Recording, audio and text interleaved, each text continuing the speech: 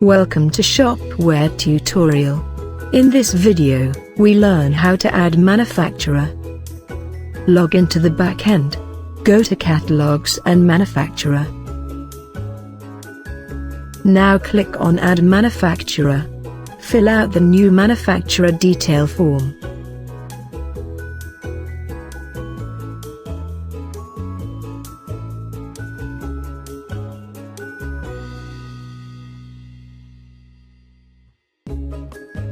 Then upload an manufacturer logo.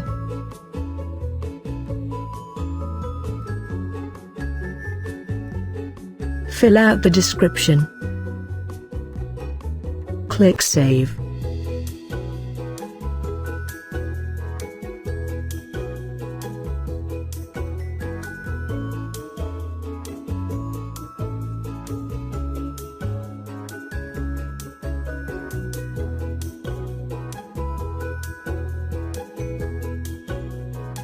The new manufacturer has been added successfully.